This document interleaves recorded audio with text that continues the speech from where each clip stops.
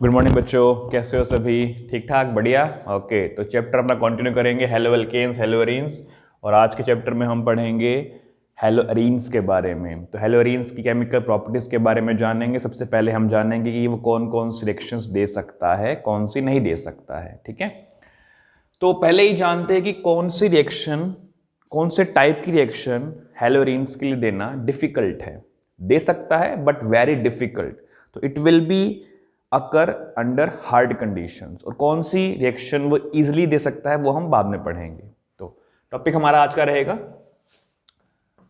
NSR for hello arenes. और I think सभी को NSR का मतलब पता है, that is nucleophilic substitution reaction.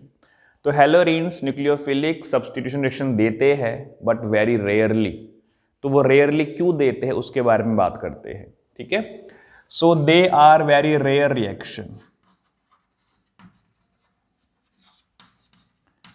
अब इस स्टेटमेंट को हमें साबित करना है कि रेयर क्यों है, तो इसके रीजन क्या रहेंगे वो देख लेते हैं।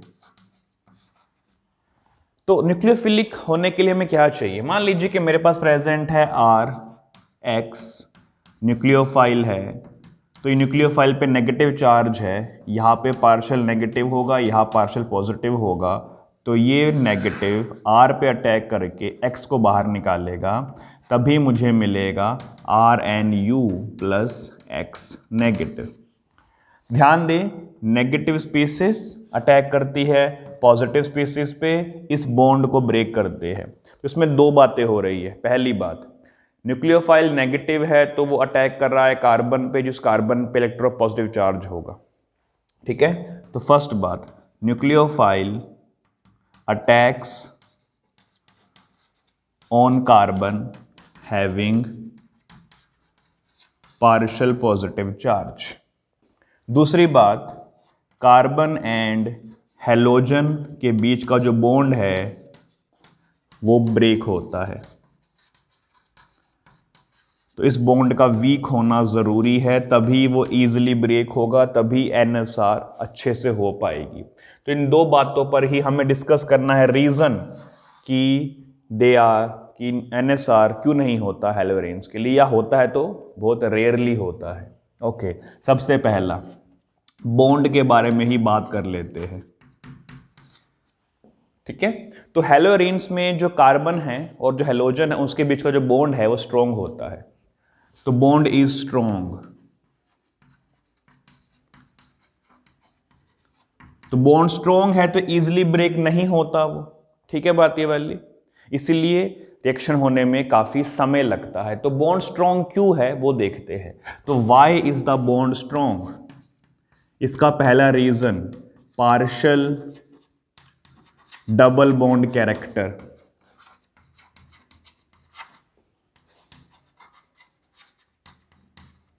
Between carbon and halogen in haloarene. तो first reason is partial double bond character का आ जाना। दूसरा रीजन क्या है? Short bond length.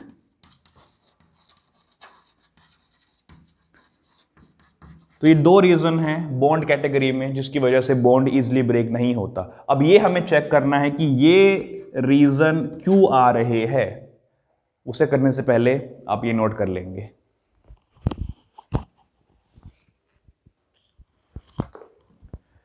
तो बच्चे अब चेक करते हैं कि बॉन्ड का रीजन, पहले हम बात करेंगे कि पार्शियल डबल बॉन्ड कैरेक्टर उसमें कैसे आता है।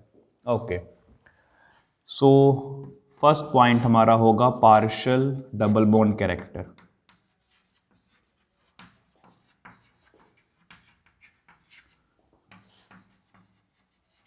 और ये आता है ड्यू टू रेजोनेंस। चलिए चेक करते हैं। तो this is the benzene ring, ये है हैलोजन जिस पर प्रेजेंट है लोन पेयर।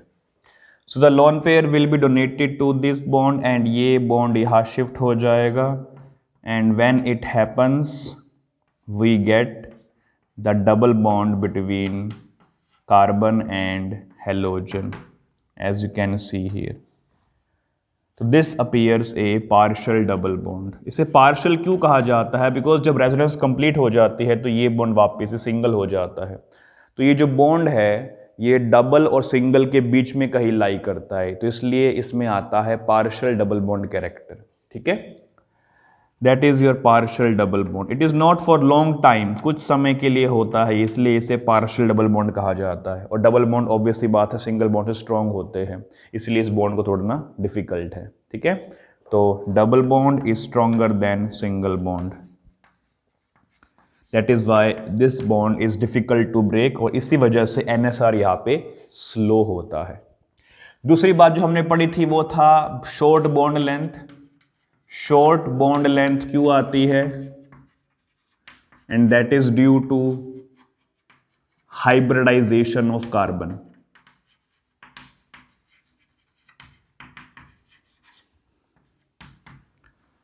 क्लियर? जब मैं हेलोएल्केन की बात करता हूं, हेलोएल्केन में जो हमारा कार्बन होता है ये कार्बन की हाइब्रिडाइजेशन sp3 होती है। इसमें S कैरेक्टर जो है वो 25% है। जब मैं हेलोएरीन की बात करता हूं, हेलोएरीन में कार्बन और बॉन्ड हेलोजन का है, तो इसमें कार्बन की हाइब्रिडाइजेशन sp2 होती है, तो यहाँ पे S कैरेक्टर 33% है। यानी कि S ऑर्बिटल का जो कैरेक्टर है वो 33% है, इस केस में S ऑर्बिटल का कैरेक्टर 25% है। और हम ये जानते हैं कि S ऑर्बिटल सबसे नज़दीक होता है न्यूक्लियस के। अब अगर जो इलेक्ट्रॉन न्यूक्लियस के पास होगा वो स्टेबल होगा, समझे बातें वाली, स्टेबल होगा, पास होगा, अट्रैक्ट करेगा, तो पास होगा, ऑब्वियसली बात है जब पास होगा तो बॉन्ड लेंथ क्या हो जाएगी हमारी? शॉर्ट हो जाएगी। ठीक है, तो sp2 bond length is smaller than sp3 bond. Haloalkane में sp3 बॉन्ड की लेंथ होती है 170 पिकोमीटर, और यही अगर मैं बात करता हूं sp2 में तो वो होती है 160 पिकोमीटर के आसपास। तो बॉन्ड लेंथ ऑब्वियसली स्मॉल हो गई, और स्मॉल बॉन्ड की स्ट्रेंथ ज़्यादा होती है, because we know that bond strength is inversely proportional to bond length. ठीक है, ये बात ध्यान रखनी है यहाँ पे। तो मैं रिपीट कर देता हूँ, हेलोएल्केन में कार्बन sp3 होता है, sp3 का मतलब है S कैरेक्टर 25%। हेलोएरीन में sp2 होता है कार्बन, मतलब S कैरेक्टर 33% हुआ। जैसे जैसे S कैरेक्टर बढ़ता जाता है, इलेक्ट्रॉन न्यूक्लियस के पास होते जाते हैं, बॉन्ड लेंथ स्मॉल होती जाती है। ठीक है, तो सिंपल सी बात है, मोर S कैरेक्टर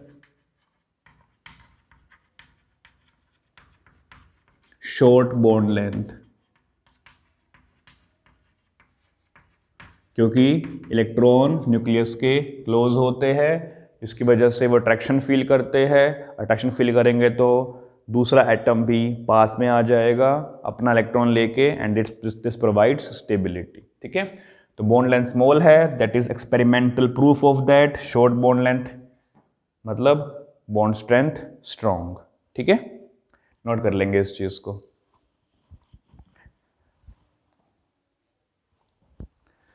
ओके बच्चे, नेक्स्ट रीजन कि NSR स्लो क्यों होता है हेलोएरीन्स में, वो हमारे पास है repulsion between nucleophile and benzene ring. ठीक है, so third reason will be repulsion between nucleophile and benzene ring.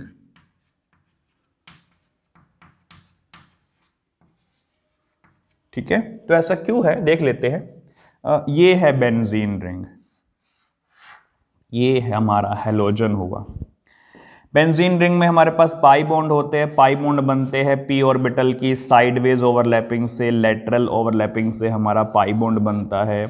तो ये बन गया पाई बॉन्ड, ये बन गया पाई बॉन्ड, ये बन गया पाई बॉन्ड, नीचे भी हमारे पास होगा। तो पाई बॉन्ड में प्रेजेंट होते हैं pi electrons, and these pi electrons are डीलोकेलाइज।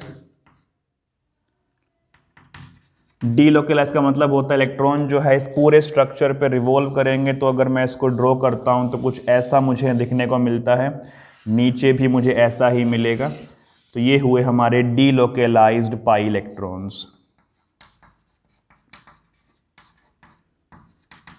अब न्यूक्लियोफाइल प्रेजेंट है कहीं पे, उस पर भी नेगेटिव चार्ज है। जब वो इधर अप्रोच करना चाहता है तो ये पाई इलेक्ट्रॉन्स इस न्यूक्लियोफाइल को रिपेल करते हैं। तो the pi electrons, delocalized pi electrons of benzene ring will repel the nucleophile। जब न्यूक्लियोफाइल रिंग को अप्रोच ही नहीं कर पाएगा तो अटैक कैसे करेगा, बॉन्ड ब्रेक कैसे करेगा। ठीक है, तो the main reason here is repulsion between nucleophile and the pi electrons of benzene ring. ये सभी को बात ये वाली नोट कर लेंगे।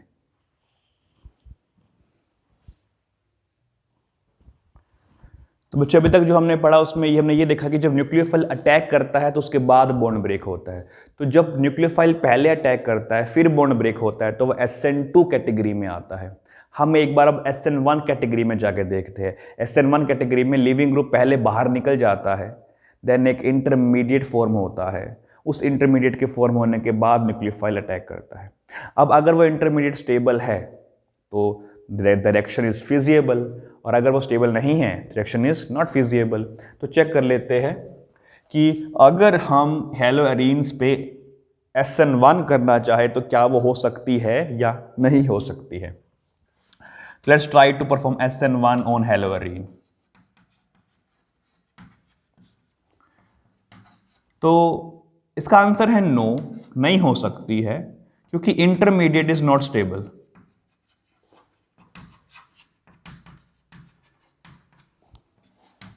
अब जरा चेक कर लेते हैं कि इंटरमीडिएट स्टेबल क्यों नहीं है। ध्यान देंगे, ये है benzene ring,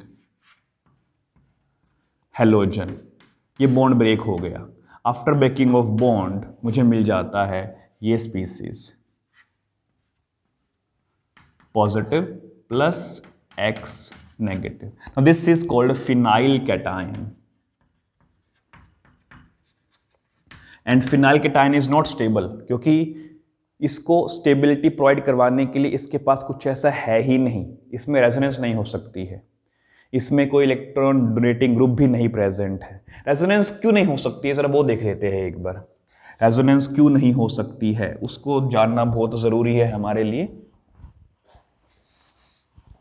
okay, let me draw a big structure जिससे बेहतर क्लियर होगा हमें। तो ये कार्बन है, इस कार्बन की है sp2 hybridisation.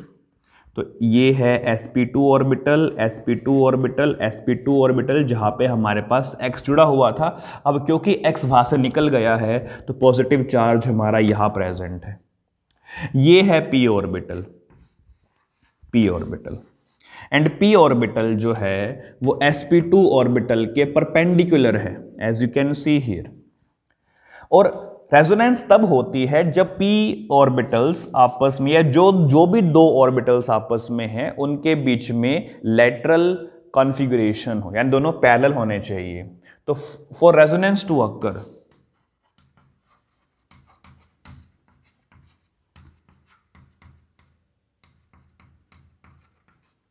we must have parallel configuration of orbitals।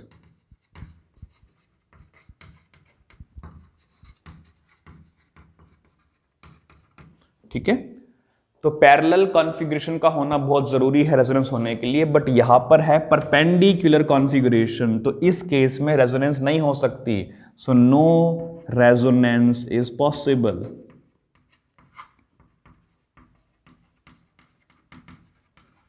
अब रेजोनेंस नहीं हो सकती है तो स्टेबिलिटी भी नहीं आएगी इसमें। ठीक है, इसी वजह से हमारा फिनाइल कैटायन कैसा है, अनस्टेबल होता है। तो अनस्टेबल है तो फॉरवर्ड में क्यों जाएगा, ये बैकवर्ड ही जाएगा। तो जब मैं इस एरो को थोड़ा चेंज करता हूं तो फॉरवर्ड का एरो मैं शॉर्ट कर रहा हूं और बैकवर्ड का एरो मैं लार्ज कर रहा हूं। इसका मतलब है कि रिएक्शन फॉरवर्ड में नहीं जाती, वो बैकवर्ड में ही रहती है। दैट मीन्स कि जब कार्ब कैटायन ही नहीं बनेगा तो SN1 भी इसमें नहीं हो सकता। समझे बात ये वाली। तो ना तो SN2 इसमें इजिली होगा, ना ही इसमें SN1 इजिली होगा। लेकिन NSR शो करता है अंडर हार्श कंडीशन और under some we can say favourable conditions. तो वो क्या होती है कंडीशंस, अब जरा वो चेक करेंगे हम। नोट कर लेंगे इस चीज को।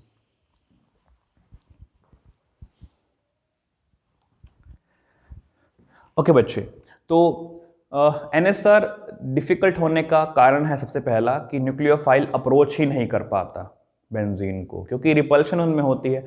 अगर अब वो अप्रोच कर लेता है तब हमारे पास कुछ चांसेस है कि वो बॉन्ड को ब्रेक कर सके, बट वो क्योंकि बॉन्ड में पार्शियल डबल बॉन्ड करेक्टर है तो ऑब्वियसली बात है रिएक्शन का रेट स्लो होगा। वो मान लेंगे हम कि रिएक्शन का रेट स्लो होगा, लेकिन वो स्लो भी तो तभी होगा ना जब न्यूक्लियोफाइल अटैक कर पाएगा। तो न्यूक्लियोफाइल को अटैक करवाने के लिए हमें दो काम करने पड़ सकते हैं। पहला काम कि मैं न्यूक्लियोफाइल को स्ट्रॉन्ग कर दूं। अगर न्यूक्लियोफाइल स्ट्रॉन्ग हो जाता है तो वो अपनी पूरी फोर्स के साथ अटैक कर पाएगा बेंजीन रिंग पे। दूसरा काम मैं ये कर सकता हूं कि मैं बेंजीन रिंग को, या बेंजीन रिंग से मैं इलेक्ट्रॉन्स को विदड्रॉ कर लूं, कि बेंजीन रिंग से अगर इलेक्ट्रॉन विड्रॉ कर लिए जाते हैं तो रिपल्शन कम हो जाएगी। विड्रॉ करने के लिए हमें बेंजीन रिंग पे अप्लाई करना पड़ेगा electron withdrawing group must be joined with benzene ring, ताकि बेंजीन रिंग पे जो डीलोकलाइज्ड पाई इलेक्ट्रॉन्स है वो वहां पे अपना समय व्यतीत करे, लेकिन कम समय व्यतीत करे, जिसकी वजह से न्यूक्लियोफाइल वहां पे अटैक कर पाएगा। तो पहले बात करते हैं न्यूक्लियोफाइल स्ट्रॉन्ग करने की। न्यूक्लियोफाइल स्ट्रॉन्ग करने का मतलब है हम अप्लाई करेंगे harsh conditions, difficult conditions, drastic conditions apply करेंगे। ड्रास्टिक का मतलब है high temperature and high pressure. ठीक है, तो हाई टेम्परेचर अप्लाई करेंगे, हाई प्रेशर अप्लाई करेंगे। प्रोसेस का नाम होता है, काफी इंपॉर्टेंट प्रोसेस है ये, that is known as Dow's process. In Dow's process हम हैलोजन को रिप्लेस करते हैं OH के साथ, यानी कि हम हेलोअरीन से फिनोल प्रिपेयर करेंगे अंडर ड्रास्टिक कंडीशंस। तो टेम्परेचर प्रेशर क्या होगा हम जरा वो देखेंगे अभी। तो वी हैव क्लोरोबेंजीन, यूज करेंगे कॉन्सेंट्रेटेड सोडियम हाइड्रोक्साइड। तो पहले ही हमने इसको बहुत स्ट्रॉन्ग ले लिया है।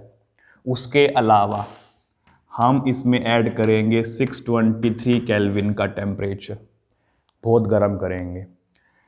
300 ATM का प्रेशर भी अप्लाई करेंगे। तो high pressure high temperature, and in these drastic conditions the Cl will be replaced by OH and NaCl will be released। तो ये हमारा फिनोल प्रिपेयर हो गया। ठीक है, ये हुआ हमारा फर्स्ट केस ड्रास्टिक कंडीशंस में। अब बात करेंगे सेकंड केस की, जहां पर मैं इलेक्ट्रॉन विड्रॉइंग ग्रुप इसमें अटैच करूंगा। तो इलेक्ट्रॉन विड्रॉइंग ग्रुप हम कहाँ कहाँ अटैच करें जिसकी वजह से जो बेंजीन के ऊपर इलेक्ट्रॉन्स है वो निकल जाए वहां से। तो हम EWG इलेक्ट्रॉन विड्रॉइंग ग्रुप को ऐड करेंगे at ortho and para position. Ortho para पे क्यों ऐड करेंगे अब वो देखते हैं, उससे पहले आप ये नोट कर लेंगे।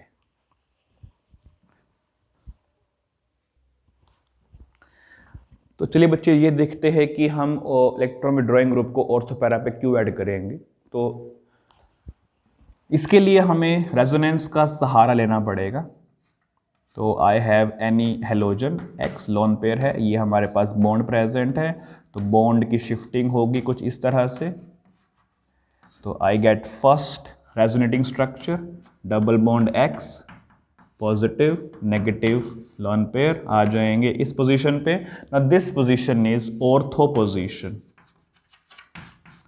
अब इलेक्ट्रॉन्स फिर शिफ्ट होंगे and I will get other structure जिसमें इलेक्ट्रॉन्स लोन पेयर जो है हमारा वो अपीयर होगा पैरा पोजीशन पे। तो this is a para position.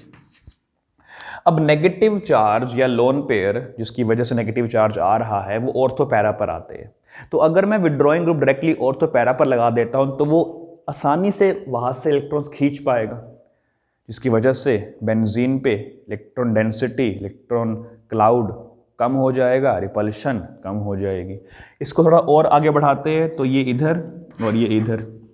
फिर से अगर मैं देखता हूँ यहाँ पे तो वन मोर टाइम जो नेगेटिव चार्ज है वो प्रेजेंट हुआ है ऑर्थो पोजीशन पे, एंड एट द एंड इसको हम वापस भेज देंगे एंड यहाँ पे हमारी रेजोनेंस कंप्लीट हो गई।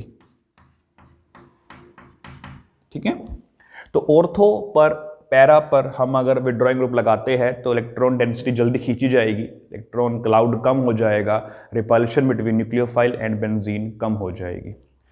तो चलिए एक एग्जाम्पल देखते हैं जो रियल प्रैक्टिस में देखा गया है। ClNO2 NO2 इस इलेक्ट्रॉन विड्रॉइंग ग्रुप, उसे मैंने कहाँ लगा दिया है, ऑर्थो पोजीशन पे। अब जैसे ही मैंने इसको ऑर्थो पोजीशन पे लगाया तो कंडीशंस में काफ़ी चेंज आ गया। प्रेशर अब हमारा हो गया 1 atm का, टेम्परेचर हो गया 423 केल्विन का।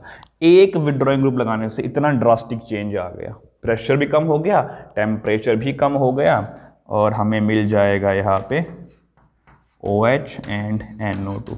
हाँ, एसिडिक कंडीशंस रहेंगी, वो हमने पहले भी देनी चाहिए थी, वो मैंने लिखा नहीं वहाँ पे, कोई बात नहीं। ओके, अब अगर मैं यहाँ पे 2 ग्रुप लगा दूँ तो तब क्या चेंज आएगा वो देख लेते हैं। एक मैंने ऑर्थो पे लगा दिया और दूसरा मैं लगा देता हूँ पैरा पे। अब हम लेंगे NaOH, we can take dilute NaOH now. तो डाइल्यूट NaOH से भी हमारी बात बन जाएगी इसमें। अब टेम्परेचर हम लेंगे यहाँ पे 368 केल्विन, टेम्परेचर और भी कम हो गया, and we will get OH in place of Cl और NO2 हमारे वही रहेंगे ऑर्थो पैरा पे। ठीक है, अब अगर मैं तीनों जगह पर ही विड्रॉइंग लगा दूं तो क्या होगा वो भी देखते हैं। इससे पहले आप ये नोट कर लेंगे, हाँ एसिडिक कंडीशंस रहेंगी, स्लाइटली एसिडिक, बट वो सेकंड स्टेप में होगा। ठीक है, फर्स्ट स्टेप में हम इसे ऐड करेंगे, सेकंड स्टेप में हम ऐड करेंगे एसिडिक कंडीशंस को। ठीक है, नोट कर लेंगे ये। तो चलिए बच्चे अब जरा अप्लाई कर लेते हैं तीनों जगह पे विड्रॉइंग ग्रुप, तो क्या होगा।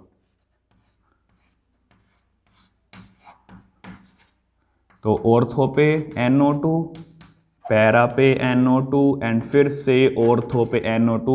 अब हमें यहाँ पे सिर्फ वार्म वाटर यूज़ करना है फर्स्ट स्टेप में। अगर सेकंड स्टेप में हम इसमें यूज़ कर लेंगे एसिडिक कंडीशंस, अगर नहीं भी करते हैं तो भी कोई दिक्कत नहीं है।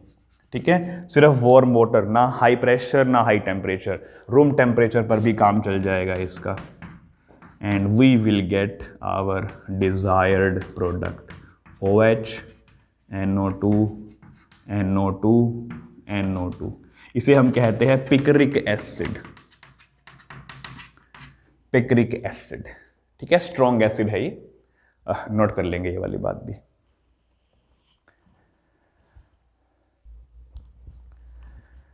ओके बच्चों, तो आज के लिए हम इतना ही करेंगे। नेक्स्ट लेक्चर में हम पढ़ेंगे कि हेलोरीन्स कौन सी रिएक्शंस इजीली स्पॉन्टेनियसली दे सकते हैं, और उस रिएक्शन का नाम है electrophilic substitution reaction, in short ESR। वो हम पढ़ेंगे नेक्स्ट लेक्चर में। तब तक के लिए stay tuned, stay healthy, be safe and by two all.